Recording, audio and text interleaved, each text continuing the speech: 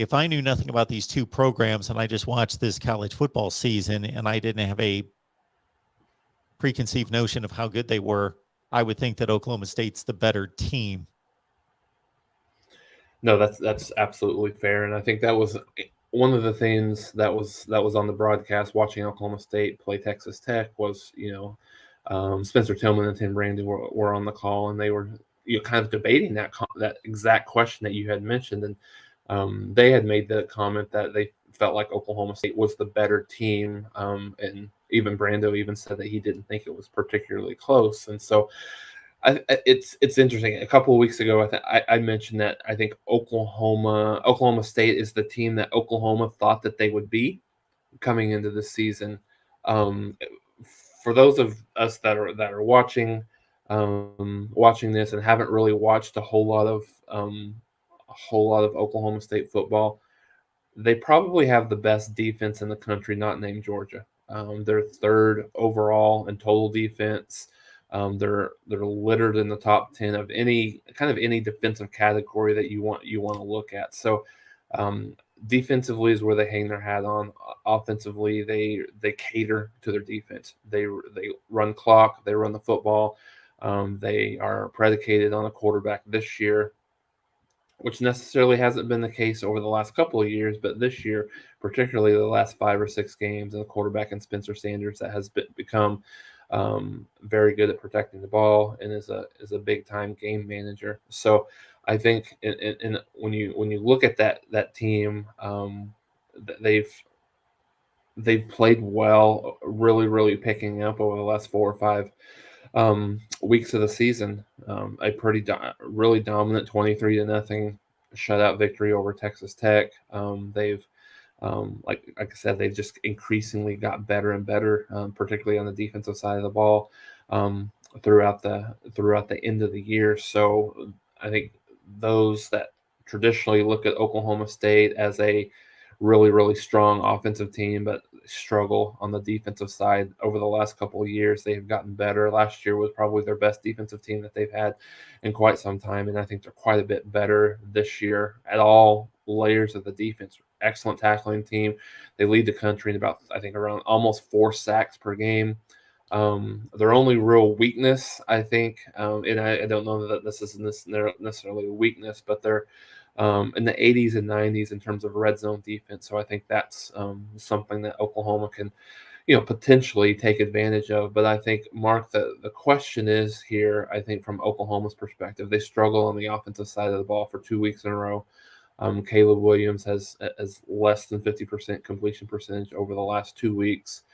Does Oklahoma, and it's wild to say this in this year, how Oklahoma has been offensively under Lincoln Riley, but the question is, does Oklahoma have enough offense? Can they produce enough offense to be able to win this game? I think that's the question, and that's going to be the real ultimately, Mark, the deciding factor, because I think Oklahoma's defense has been up and down, but they played really well last week against Iowa State. They're healthy for the first time all year, and I think Oklahoma can play well enough defensively to win the game. But like I said, I think the biggest question is, can Oklahoma score enough points to win? As a number of other games turned into routes last Saturday night, I gravitated toward Oklahoma State and Texas Tech. The Texas Tech freshman quarterback, his name escapes me right this second, but that was his second start, and he looked lost. He looked awful. But I don't want to criticize too heavily here, because I'll credit the Oklahoma State defense for much of that, because the previous week he threw for over 300 yards and 3 touchdowns, and Texas Tech rang up over 550 yards of total offense against an Iowa State defense that has quite a bit of respect. So that Oklahoma State defense and that performance that they put on in Lubbock is even more impressive. Now, that said, I also watched most of the Oklahoma-Iowa State game. That was a tussle to the end.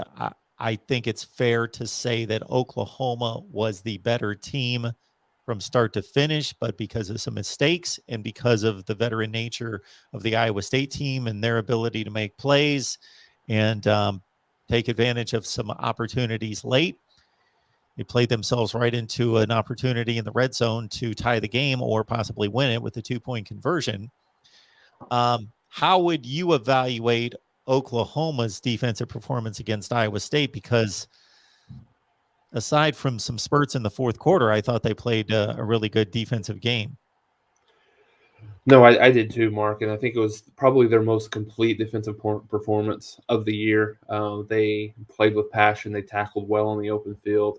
Defensive line was pretty dominant at times. 7 sacks. I think they had around 11 tackles for loss for the game. So I think they played about as well as you would expect. And I think there's a little bit that has to do with that with the fact that Oklahoma's starting to get a little bit healthier, at least in the back end. And I think one thing that's really kind of been a spark for Oklahoma was Jalen Redmond. He played really, really well in the game Saturday. So I think that's where Oklahoma has to win this game on the defensive side of the ball, because they're not as electric. They're not as as good on the offensive side of the ball. I mean, they're still in the top 10 in terms of scoring offense, and I think they're sitting like right at around 38 points per game. But yeah, no, I think that the offense the defense played when you bring everything together, their best game of the season. However, I will give the caveat exactly what you mentioned.